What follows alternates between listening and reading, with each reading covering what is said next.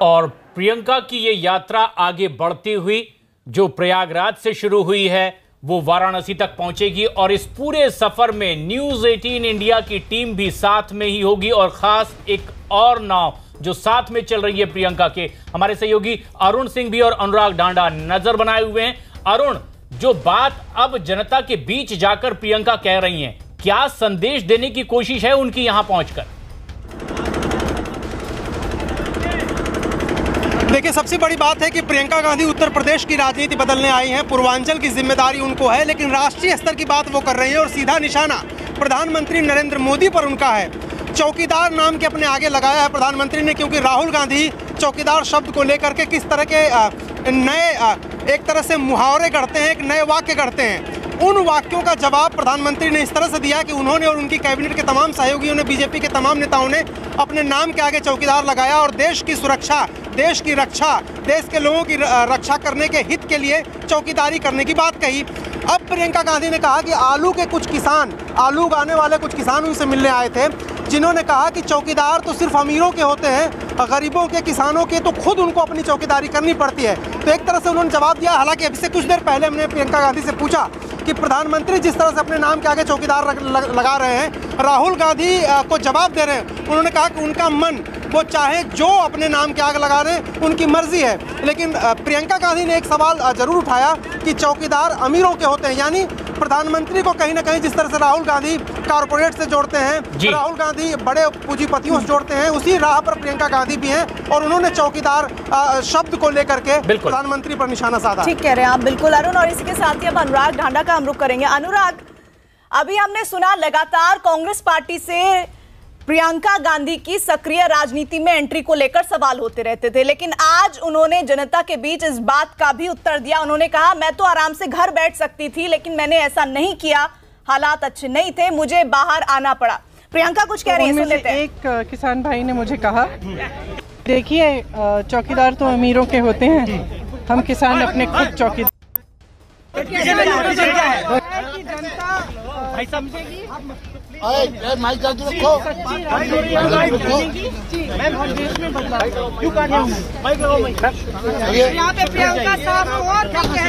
अपनी बात भी लोगों से रख रही थी और ये बताने की कोशिश कर रही थी कि जब वो वैसे यूपी के किसानों से मिली हैं, तब उन्होंने ये बात रखी कि भाई चौकीदार तो अमीरों के होते हैं, किसान तो खुद अपनी चौकीदारी कर लेते हैं। ये बात प्रियंका कह रही थी पत्रकारों का सवाल का जवाब देते हुए। उनके साथ कुछ और कांग्रेस के नेता भी दिखाई दे रहे हैं, प्रीति। बिल्कुल, और प्रियंका गांधी के तेवर बता रहे हैं कि चौकीदार के इर्द गिर्द इन 2-2.5 महीनों में जो सियासत है वो खूब चमकने वाली है, प्रशांत। और इतना ही नहीं, जिस तरह से अपने तेवरों में वो दिखा रही हैं कि उनके निशाने पर वो मिल तो लोगों से रही हैं, लेकिन निशाने पर प्रधानमंत्री मोदी हैं। हमारे साथ अनुराग जुड़े हुए हैं। अनुराग, चौकीदार के इर्द गिर्द सियासत और गर्माती दिख रही है इन चुनावों में।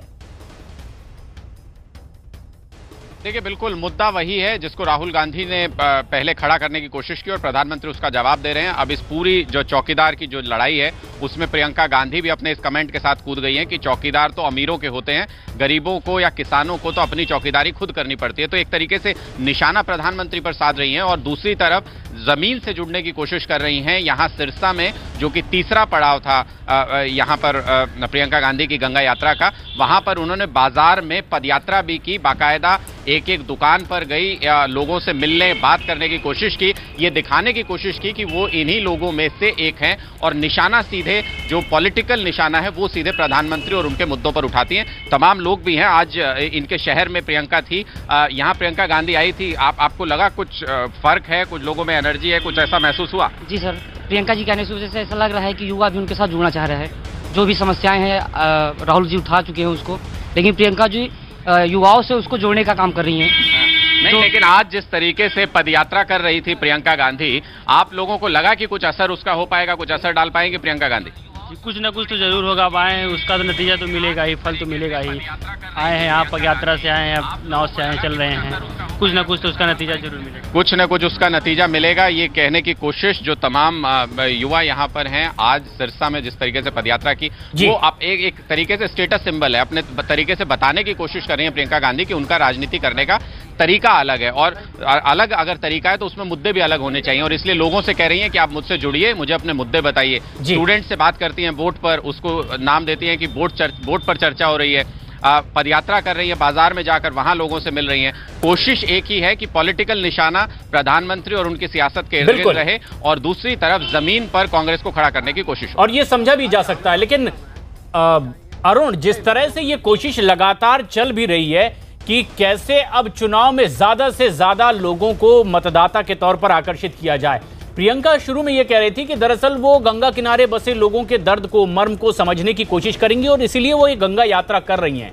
किस किस पड़ाव से होकर अब तक वो गुजर चुकी हैं, मल्लाहों से खासतौर पर मिलने वाली थी, ये मुलाकात हुई भी है। देखिए प्रशांत, सियासत में कोई भी चाल, कोई भी मूव, कोई भी कार्यक्रम बिना मतलब के नहीं होता। उसका एक टारगेट होता है और उसको अचीव करना ही सियासतदान का असली मकसद होता है। प्रियंका गांधी की तस्वीर में एक बार दिखा देता हूं दर्शकों को। थोड़ा 100 मीटर 150 मीटर के आसपास आगे उनकी जो स्टीमर चल रही है सुरक्षा कर्मियों से घिरी हुई। प्रियंका गांधी एक तो दोनों तरफ नदी के किनारे जो निषाद लोग हैं, मलाह हैं, उनसे रास्ता कायम कर रही हैं, उनके साथ एक तरह से रेपो कायम कर रही हैं, उनकी समस्याएं सुन रही हैं, और साथ ही साथ उनकी नज़र व्यापारियों पर भी है। अभी जहां अनुराग खड़े हैं सिरसागंज में, वो गोल्ड की यानी सोने की सबसे बड़ी मंडी किसी जमाने में हुआ करती थी, जब इस जलमार्ग पर व्यापार हुआ करता था कलकत्ता से लेकर के और काशी तक। इसके अलावा दूसरी जो बड़ी बात है, एक खेप सुबह जो यंग स्टूडेंट्स थे इलाहाबाद, माफ़ करिएगा प्रयागराज, योगी जी ने उसका नाम प्रयागराज कर दिया, प्रयागराज यूनिवर्सिटी के, उनके साथ उन्होंने मुलाकात की, उनकी समस्याएं पूछी, उनको अपने बारे में बताया। और एक बात बताइए प्रियंका गांधी ने कि उनको समुद्र में भी तैरना आता है, तैरने के उनको शौक है और इसलिए इस पानी से घबराना नहीं। लाइफ जैकेट मैंने नहीं बांधा है, बाकी सबने बांधा हुआ होगा, मैंने नहीं बांधा है। उनके साथ एक रेपो कायम करने की, उनको ईजी करने की, उनके साथ सहज होने की कोशिश कर रही हैं। और अब जो मुझे पता चला है, दूसरी खेप जो स्टूडेंट्स की है, उनको इस वक्त जो है डेक ऊपर है, वहाँ पर बैठाया गया और प्रियंका गांधी उनसे बात कर रही हैं। तो 2014 में जो कांग्रेस पार्टी की ऐतिहासिक हार हुई थी प्रशांत, उसके पीछे वजह थी कि युवा जो थे, छात्र थे, जो सोशल मीडिया पर आते थे, उन लोगों ने प्रधानमंत्री चुनने में मोदी को बड़ी भूमिका अदा की थी। और तब से लेके अब तक देखिए राहुल गांधी के कार्यक्रम देखिए, प्रियंका गांधी के, वो जो खोया हुआ उनका जनाधार युवाओं के बीच है, उसको पाने की कोशिश है। क्योंकि कांग्रेस को ऐसा लगता है कि मोदी के अपेक्षाकृत दोनों युवा हैं, चाहे प्रियंका गांधी और राहुल गांधी, और अगर उसके बावजूद युवा कांग्रेस के साथ नहीं आकर के प्रधानमंत्री के साथ जाता है तो ये एक तरह से चुनावी हार उनकी। लेकिन युवाओं की राजनीति कितना असर डालेगी जो कांग्रेस इस वक्त कर रही है, ये बहुत दिलचस्प है। अनुराग, एक बार फिर से आपका रुख करेंगे। प्रियंका खुद को गंगा की बेटी कहकर प्रचार में जुटी हुई है, और अभी हमें अरुण भी बता रहे थे कि वो खुद को लगातार लोगों से सहज करने की कोशिश करती दिख रही है। क्या वो सहजता लोगों से भी दिख रही है जब मुखातिब हो रही हैं प्रियंका गांधी उन लोगों से?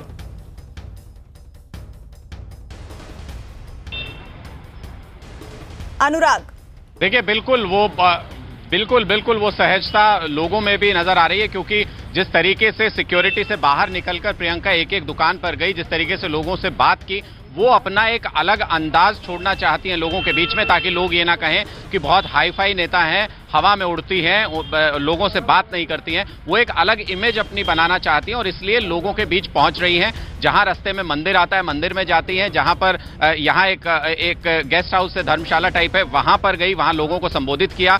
जो भी इनके स्थल हैं, घाट हैं, उन तमाम जगहों पर जा रही हैं, लोगों से मिल रही हैं, लोगों से बात कर रही हैं। क्या ये अपने आप में प्रियंका गांधी एक अलग छवि छोड़ने की कोशिश कर रही हैं, जो दुकानों पर, हर घर में जाके लोगों से मिलकर बात करने की कोशिश कर रही हैं? जी सर, बहुत अच्छे कर रहे हैं, बहुत अपना अच्छा मतलब दिखा रहे हैं। हाँ। क्या आपको लगता है कि ये अलग इमेज बनाने की कोशिश कर रही हैं? हाँ जी, बनाने के लिए इमेज एकदम कंफर्म कर रही हैं, एकदम बिल्कुल अपना अलग ही मतलब ये कर रही हैं। हाँ। हर तरीके से अपना सिस्टम जो भी है, जैसा भी है, ठीक कर रही हैं इस समय, ये ठीक कर रहे हैं। क्या कांग्रेस को इसी तरीके से पॉलिटिक्स करनी चाहिए थी? देर आए दुरुस्त आए, ऐसा कहना चाहते हैं? बिल्कुल सर। हाँ, देर आए लेकिन दुरुस्त आए। ठीक पॉलिटिक्स कर रही हैं आप कह रहे हैं? हाँ सर। तो ये इमेज एक क्रिएट करने की कोशिश हो रही है और हम लगातार लोगों से बात भी कर रहे हैं जगह जगह पर, जहां मिल रहे हैं, तो लोग ये कह रहे हैं कि उत्सुकता है इस बात को लेकर के कि अलग तरीके की पॉलिटिक्स अगर करना चाहती हैं तो फिर वो कहां तक कामयाब होती हैं, फिर उसमें कितनी कामयाबी। जी, आप कुछ कहना चाहते हैं इसमें? जी, क्या किस तरीके से आपको लगता है कि प्रियंका गांधी आई है आपके शहर में, आपको लगता है कुछ फर्क पड़ेगा इससे? कुछ फर्क नहीं पड़ेगा। हाँ। चूंकि ये समाजवादी पार्टी का गढ़ है, हमारे नहीं, आप कह रहे हैं कि इससे कुछ फर्क ज्यादा नहीं पड़ेगा यहाँ ने? हाँ, कुछ फर्क नहीं पड़ेगा जरा। क्योंकि जातीय समीकरण और वोट के समीकरण पहले से बंधे हुए हैं। बिल्कुल बिल्कुल बिल्कुल। यहाँ हमारे तो कुछ लोग ये भी कुछ ये भी कह रहे हैं यहाँ पर, ये जैसे कह रहे हैं कि समाजवादी पार्टी का गढ़ है ये और यहाँ पर बहुत ज्यादा फर्क नहीं पड़ेगा। ऐसे बहुत से लोग हैं जो ये मानते हैं कि महागठबंधन के वोट पर असर नहीं पड़ेगा और इसीलिए शायद आपने सुबह से देखा भी होगा, पहले मायावती, उसके बाद अखिलेश यादव, उन्होंने लगातार ट्वीट किया और लगातार हमला किया प्रियंका गांधी जिस तरीके की पॉलिटिक्स कर रही है। उन्होंने कहा कि हमें कोई गठबंधन की जरूरत नहीं है, लोग संशय में ना आए। तो निश्चित तौर पर कहीं ना कहीं जो प्रियंका गांधी ये जो गंगा यात्रा कर रही है, लोगों से जुड़ने की कोशिश कर रही है, वो सीधा निशाना महागठबंधन के वोट बैंक पर भी है और कांग्रेस पर सीधे हमलावर दिखाई दे रहे हैं, चाहे वो मायावती हो या अखिलेश यादव हो सीधे तौर पर। लेकिन अरुण भी नजर बनाए हुए हैं इस पूरी यात्रा पर। अरुण, जिस तरह की बात कही गई थी कि 140 किलोमीटर की ये पूरी यात्रा है, लोगों के दर्द को समझने की कोशिश है, दर्शकों की जानकारी के लिए हम चाहेंगे आप बताएं कि किन किन पड़ावों से होकर अब तक प्रियंका गुजर चुकी हैं, किन किन लोगों से, किन किन वर्गों से उनकी मुलाकात हो चुकी है। देखिए, सबसे बड़ी बात की एक बार फिर मैं तस्वीर दिखाऊं, क्योंकि गंगा के बीचों बीच मैं हूं, लहरों के बीचों बीच मेरी भी किश्ती है और यहां से एक तरह से बीचों बीच हम जा रहे हैं प्रियंका गांधी के पीछे। तो उन पर जो नज़र हम रख रहे हैं, उनकी गतिविधियों पर जो नज़र रख रहे हैं, उससे ये साफ है कि वो एक चीज़ तो चाहती हैं कि वो जिस मकसद से आए हैं उत्तर प्रदेश, यानी लोगों से जुड़ने की, वो अमिट छाप जो छोड़ना चाहती हैं, जिनसे मिले। प्रियंका गांधी के बारे में कहा जाता है कि जिनसे एक बार मिल लेती हैं, न वो उनको भूलता है, न वो मिलने वालों को भूलती हैं। तो उसी कनेक्ट की कोशिश है। मैंने देखा कि जब वो भाषण दे रही थी एक जगह, कुछ लोग बीच बीच में अपनी बात कहना चाहते थे, उन्होंने अपना भाषण रोक दिया और उन्होंने कहा कि दरअसल मुझे आपको सुनना है, आपसे कुछ कहना नहीं है। और एक एक करके उन्होंने चिन्हित किया लोगों को कि इनको माइक दीजिए। सब जितने भी उनके श्रोता वहाँ आए थे, जो उनको देखने आए थे, उनकी बात सुनी उन्होंने। तो नौजवानों पर खास फोकस उनका है, महिलाओं पर खास फोकस है और वो एक तरह से चूंकि जातीय राजनीति उत्तर प्रदेश की धुरी है, तो ऐसे लोगों के पास भी वो जा रही हैं। जैसे निषादों की बात हमने की, जैसे मैंने मलाहों की बात की, उन लोगों के पास भी वो जा रही है और उनसे करीब सोच समझ के वोट दीजिए। कांग्रेस पार्टी की सरकार बनने वाली है, राष्ट्रीय स्तर पर कांग्रेस पार्टी का विकल्प आपके पास नहीं है। यानी बीजेपी से लड़ते हुए वो दिखना चाहती है कि कांग्रेस लड़ रही है, ताकि एक तरह से। और एक बात बताऊं आपके, मुस्लिम जो वोट बैंक उत्तर प्रदेश का है, राष्ट्रीय स्तर पर वो कांग्रेस की तरफ देखने की कोशिश करने लगा था और उसके बाद समाजवादी पार्टी और बीएसपी का गठबंधन हो गया। अब जो है कांग्रेस को डर है कि वो जो मुस्लिम तबका है वो उधर जाएगा कि इधर आएगा, पटने वाला है। और इसीलिए जो है जो कांग्रेस पार्टी की तरफ से ये सदा सहता दिखाई जा रही है कि 7 सीटों पर हम नहीं लड़ेंगे, गठबंधन जो हुआ है उसको नुकसान नहीं पहुंचाएंगे। और ये बात मायावती को और अखिलेश को अगर लग रही है तो उसकी वजह यही है कि उनको लगता है कि कांग्रेस कहीं दलित वोट बैंक को, मुस्लिम वोट बैंक को अपनी तरफ खींचने की साजिश तो नहीं कर रही है। और इसीलिए तीखी प्रतिक्रिया मायावती की हो चाहे अखिलेश की, वो आ रही है। प्रियंका गांधी एक राजनेता और मजे हुए राजनेता मैं कहूँगा की तरह से वो ये कह रही हैं कि उनको नाराज नहीं होना चाहिए मायावती को। आखिर उनका और कांग्रेस का दोनों का लक्ष्य तो यही है कि बीजेपी हारे।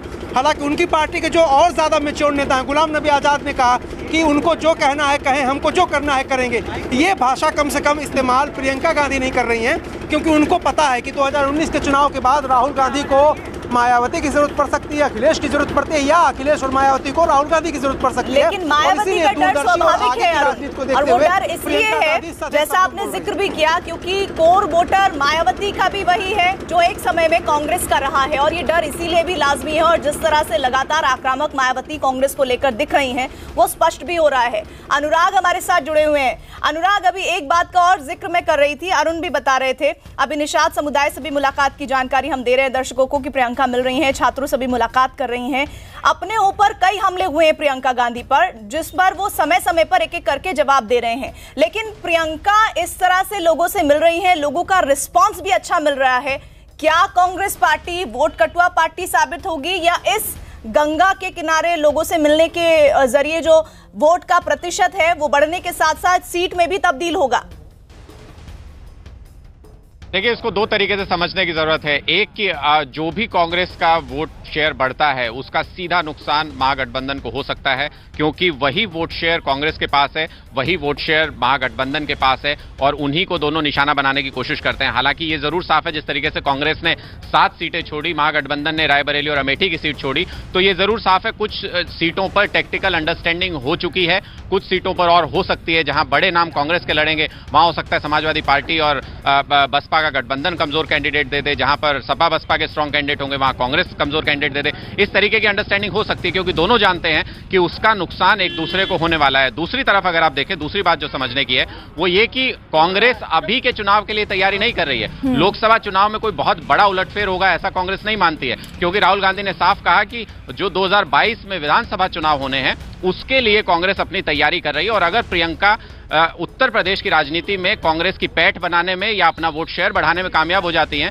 तो फिर 2022 में वो एक चेहरे के तौर पर यूपी में एक नेता के तौर पर उभर सकती हैं, जो कि कांग्रेस के लिए बहुत जरूरी है कि अगर उनको कोई भी देश में राजनीति करनी है तो फिर उनको उत्तर प्रदेश में एक बड़ी पार्टी के रूप में, एक बड़ी चॉइस के रूप में उभरना होगा, जिसके लिए कि प्रियंका गांधी कोशिश कर रही हैं फिलहाल। और उनका रास्ता यही है, जिसके बीच में रायबरेली भी पड़ता है, वो रास्ता उनका प्रयागराज से बनारस का है, जो वो एक गंगा के जरिए तय कर रही हैं ये सफर। और ये इसलिए अपने आप में अहम है कि ऐसी कोई यात्रा नदी के जरिए अभी तक किसी नेता ने नहीं की है। रोड शो तो बहुत किए, लेकिन ये जो बोट शो हो रहा है ये पहली बार देखने को मिल रहा है। बोट शो वोट में कितना तब्दील होता है ये बहुत अहम होगा। ये एक अहम तस्वीर जो लगातार हम दर्शकों तक पहुंचा भी रहे हैं कि किस तरह से प्रियंका गांधी वाड्रा लगातार अपनी यात्रा को आगे बढ़ा रही हैं। प्रयागराज से इनकी शुरू हुई यात्रा वाराणसी के 80 घाट तक पहुंचेगी, लेकिन कई पड़ाव पर इन्हें रुकना है। कुछ पड़ाव पर ठहरकर लोगों से बातचीत करते हुए वो आगे बढ़ रही हैं। एक खास तौर पर तैयार किया गया वो बोट जो आगे बढ़ रहा है प्रियंका गांधी, जिनके साथ में कई और कांग्रेस के नेता हैं। बीच बीच में वो कुछ अलग अलग वर्गों के लोगों से बातचीत भी कर रही हैं, छात्रों से इसी सिलसिले में मुलाकात भी हुई है। और साथ ही साथ पल पल की तस्वीर और खबर अपडेट के साथ आप तक पहुंचाने के लिए न्यूज़ 18 इंडिया की बोट भी साथ में सफर कर रही है। और यहीं अरुण सिंह मौजूद हैं। अरुण, जो आप साथ में सफर कर रहे हैं, शुरुआत में यह कहा गया कि दरअसल लोगों की तकलीफें क्या है ये समझने की कोशिश होगी इस यात्रा के जरिए, लेकिन जो अब बात प्रियंका रख रही हैं लगता है कि पूरी तरह से चुनावी मोड में है और अब वो चुनावी भाषण ही दे रही हैं कि आखिर आपको करना क्या है चुनाव में और क्या आपके हित में है। लोगों से बातचीत कर रही है, उसके बाद ज्यादा देखिए इधर उधर की बात करने का समय अब प्रशांत बचा नहीं है। चुनाव सामने है, प्रियंका गांधी को किसी भी कीमत पर अपने आप को साबित करना है। जैसा कि अनुराग कह रहे थे, वो भी जानती हैं, राहुल गांधी भी जानते हैं, कांग्रेस भी जानती है कि 2019 के चुनाव में कोई चमत्कार होने वाला नहीं है, लेकिन वोट शेयर कुछ बढ़े, कुछ कार्यकर्ता घर से बाहर निकलें, वो सक्रिय हों, वो पार्टी के लिए लोगों को बूथ तक लेके जाएं।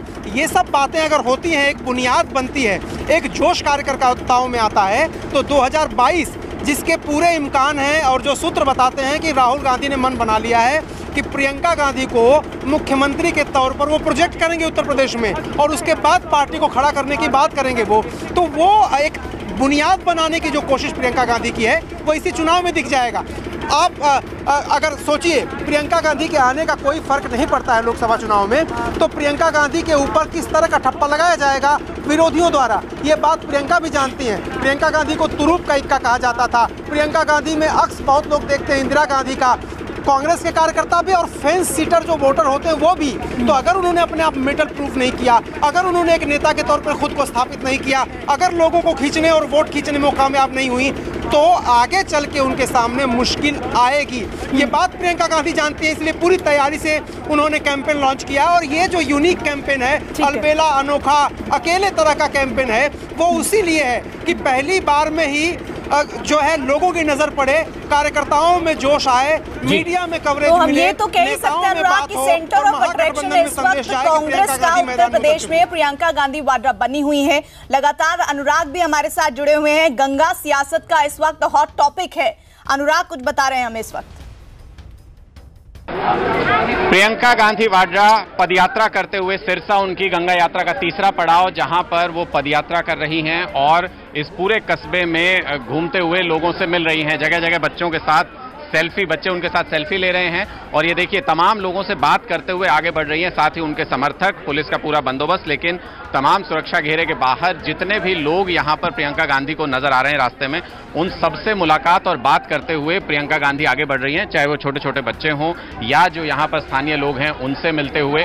ये देखिए प्रियंका गांधी एक घर से दूसरे घर, एक तरीके से कह सकते हैं कि सघन तरीके से पदयात्रा कर रही हैं और डोर टू डोर कैंपेन जैसा है। हालांकि यहां से अभी कोई चुनावी कैंडिडेट के लिए प्रचार कर रही हूं ऐसा नहीं है, लेकिन जमीन से जुड़ने की कोशिश उत्तर प्रदेश में प्रियंका गांधी जो गंगा यात्रा के जरिए और उसमें अपने तीसरे पड़ाव यानी सिरसा में पदयात्रा के जरिए लोगों से बात करते हुए घर घर जाते हुए। अनुराग ढांडा, न्यूज़ 18 इंडिया, प्रयागराज। और लोगों में यह उत्साह देखा जा सकता है। अरुण, हमारे सहयोगी खास उस बोट पर सवार जो न्यूज़ 18 का बोट जिससे साथ में सफर कर रहे हैं अरुण सिंह। अरुण, क्या इस वक्त आप अपने नजदीक देख पा रहे हैं कहां से होकर गुजर रही है प्रियंका की ये नैया? अब देखिए, प्रियंका की जो नैया है वो अब थोड़े किनारे लग रही है। हम अभी भी मझधार में हैं, थोड़ा पीछे चल रहे हैं, लेकिन प्रियंका की नैया जो है किनारे पर है। लेकिन वोट यात्रा जो उनकी है वो क्या किनारे लगेगी? उनकी जो यात्रा है यानी ज़्यादा से ज़्यादा सपोर्ट वो हासिल करें, अपनी पार्टी को ज़्यादा वोट दिलाएं, इसमें अभी वक्त है। ये जो तस्वीर आप देख रहे हैं, अब हम लाक्षागृह की तरफ जा रहे हैं। यहाँ पर एक छोटा सा जगह है जो कि ऐतिहासिक है और वहाँ मंदिर भी है।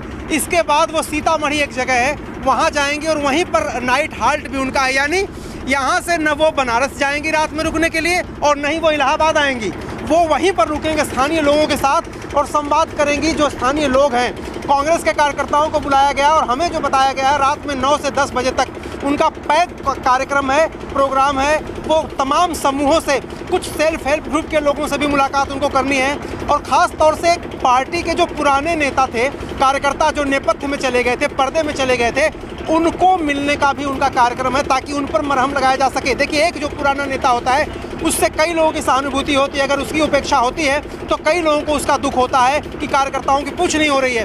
प्रियंका गांधी से अगर बात करेंगे आप, जब वो लखनऊ आई थी पिछली बार, तो उन्होंने जितने लोगों से मुलाकात की सबका नाम लिया, नंबर लिया, ईमेल लिया, सबके साथ उन्होंने सेल्फी खिंचवाई और सबको ईमेल से सेल्फी भेजी गई। और अगर आप फेसबुक पर देखिए और ट्विटर पर देखिए तो प्रियंका गांधी की तस्वीरों वाले कांग्रेस कार्यकर्ताओं के प्रोफाइल पिक्चर की बाढ़ से आ गई है। हर कोई प्रियंका गांधी के साथ पिक्चर ले पा रहा है। और आज भी हमने देखा, हम लोग जब संगम पर थे तो बहुत सारे ऐसे लोग मिले उनको जिनके साथ उन्होंने सेल्फी ली। तो एक तरह से जो पर्सनल कनेक्ट की कोशिश उनकी है वो यहाँ पर जारी है। एक बीच वो प्रचार कर रही हैं, स्टूडेंट से मिल रही हैं, प्रधानमंत्री पर सीधा निशाना साध रही हैं, कांग्रेस के कार्यकर्ताओं में जोश भर रही हैं। इतने के बीच भी वो मुस्कुराती रहती हैं और शायद यही उनकी पर्सनालिटी का सबसे सकारात्मक पहलू है। आप ग्राउंड रिपोर्टिंग तो कर ही रहे हैं, वो देख रहे हैं, लेकिन लोग ये भी समझ रहे हैं कि आप जिस तरह से जानकारी दे रहे हैं, सोशल भी आप बहुत एक्टिव हैं, ये भी आप बताते चल रहे हैं, जिस तरह से सेल्फी के बारे में आप बता रहे थे। इस बीच अनुराग का सीधे रुख कर लेते हैं। अनुराग,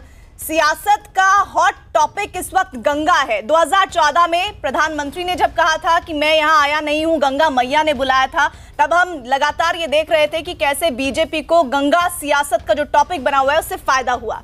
इस बार कांग्रेस को ये फायदा मिलेगा क्या? देखिए, बिल्कुल लगातार जहां पर भी प्रियंका जा रही है वहां पर बात भी यही हो रही है, लोग चर्चा भी यही कर रहे हैं कि 2014 में गंगा मैया ने नरेंद्र मोदी जो उस वक्त प्रधानमंत्री उम्मीदवार थे उनको बुलाया था। इस बार 2019 में गंगा मैया प्रियंका को बुला रही हैं और प्रियंका गांधी गंगा यात्रा कर रही है। तो ये एक तरीके का एक राजनीतिक सिंबॉलिक अभियान होता है जो कि 2014 में जिस कैंपेन का इस्तेमाल किया बीजेपी ने, और इस बार कांग्रेस प्रियंका गांधी के जरिए उसका इस्तेमाल करने की कोशिश कर रही है। आप लोगों को लग रहा है कि जो गंगा कैंपेन चल रहा है या जो गंगा यात्रा चल रही है प्रियंका की, इसका कोई मतलब है, इसके कोई मायने हैं?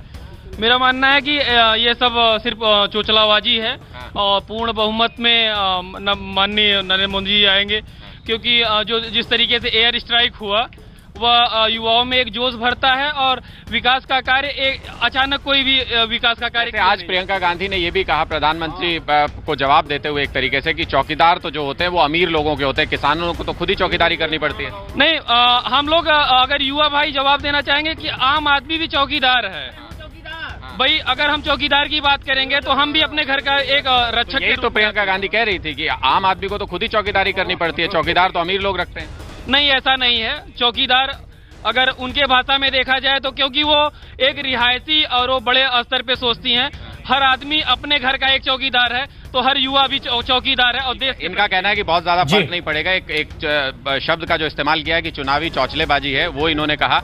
आपको लगता है फर्क पड़ेगा? सर फर्क पड़ेगा। ये बोल रहे हैं कि मैं भी चौकीदार हूँ। चौकीदार वो किसान भी है जिसके खेत चले गए हैं। चौकीदार वो भी है जो कि ट्यूबवेल ऑपरेटर के पेपर 2-2 बार हो रहे हैं, रेलवे ग्रुप डी के रिजल्ट 2-2 बार आ रहे हैं, यूपी पुलिस के रिजल्ट दोबारा आ रहे हैं। बेरोजगारी इतना है, भैया खुद ही हैं इनकी उम्र शायद आज जॉब करने की, आज जॉब नहीं पा रहे हैं, इतनी बेरोजगारी बढ़ गई है। आप जॉब नहीं कर रहे हैं? नहीं, मैं महिंद्रा ट्रैक्टर में एज ए डिप्टी मैनेजर हूँ। और ये तो कह रहे हैं जॉब कर रहे हैं। जो गवर्नमेंट जॉब की होती है, जो कि आज मैं एक बीएड क्लियर किया हूँ, सीटेट पास हूँ, लेकिन जो वैकेंसी 22 तारीख को क्लियर होनी थी, आज 23 तारीख को 22 तारीख को होली आने वाली है। बिल्कुल 1 महीने बीतने वाले हैं, जनता इसका जवाब दे देगी। ये जो चर्चा है, देखिए ये अनुराग, यही लोकतंत्र की खूबसूरती है कि जहां जहां से होकर आप गुजरते हैं, चाहे वो नेता ही क्यों ना हो, उन्हें हर तरह के लोगों के सवाल जवाब का सामना करना पड़ता है। और वैसा ही कुछ प्रियंका के साथ भी हो रहा है। हर तरह के लोग मिल रहे हैं, उनसे बातचीत कर रही हैं। अरुण, फिलहाल शुक्रिया आपका, और अनुराग आपका भी। इधर प्रयागराज से प्रियंका गांधी की गंगा यात्रा जारी है। इस दौरान प्रियंका गांधी दुमदुमा घाट और सिरसा घाट पर लोगों से मुलाकात करने के लिए पहुंची। पीएम मोदी पर उन्होंने हमला बोला और कहा चौकीदार अमीरों का होता है। सारे मंत्रियों ने अपने नाम के आगे चौकीदार लगा दिया है। इस इनिशिएटिव को कैसे देखते हैं आप? उनकी मर्जी, अपने नाम के आगे क्या लगाए वो। एक किसानों के ग्रुप से मिली थी, आलू किसान थे वेस्टर्न यूपी से, तो उनमें से एक किसान भाई ने मुझे कहा कि देखिए चौकीदार तो अमीरों के होते हैं, हम किसान अपने खुद चौकीदार होते हैं।